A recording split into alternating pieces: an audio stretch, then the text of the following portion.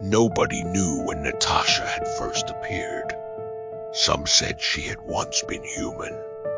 Others said she had always belonged to the darkness between radio signals. But everyone who had encountered her agreed on one thing: Natasha was the entity. She appeared as a young woman with long, tangled dark hair, pale skin, and eyes that seemed almost impossibly dark. She always wore black, and around her neck hung a strange silver pendant. She never needed to chase anyone. She only needed to whisper their name.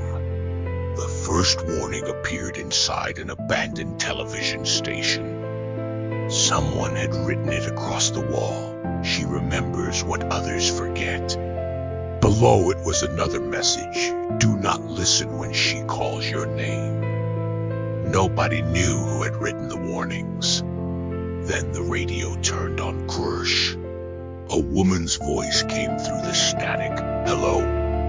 The voice belonged to Natasha. But Natasha wasn't speaking into the radio. She was standing somewhere else, watching, listening, remembering Natasha's ability was not like anything people understood. She could speak through televisions, radios, telephones, and broken speakers. She could hear memories people had tried to forget. She could even make someone remember something they had buried long ago. But her strangest ability was the one that made people afraid of her. Natasha could erase memories. A person could meet her one night and remember everything. By morning, they might remember nothing. Not Natasha. Not the strange voice. Not even why they had been afraid. Only one thing remained. A faint feeling that someone was watching. One evening, a boy named Daniel found an old radio in his grandmother's attic. He turned the dial. Static filled the room. Then a whisper came through. Daniel, he stopped. Who's there? Silence. Then Daniel, he switched the radio off. It turned itself back on Krush. A girl's voice whispered, "Don't forget me." Daniel stepped away. The attic door slowly opened.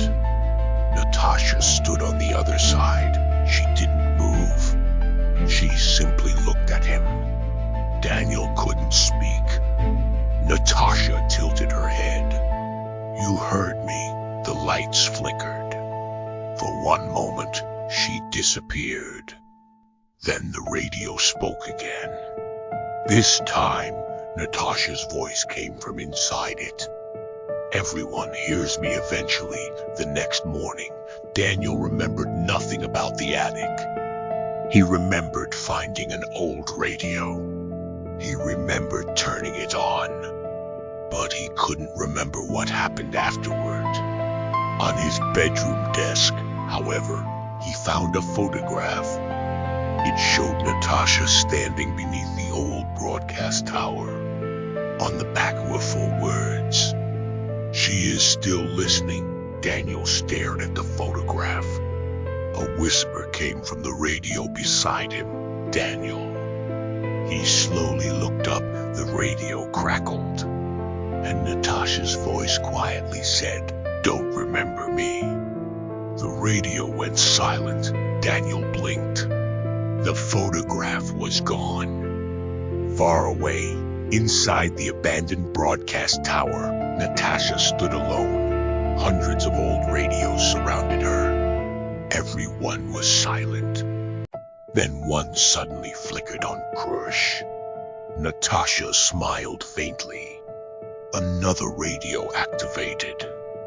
Then another.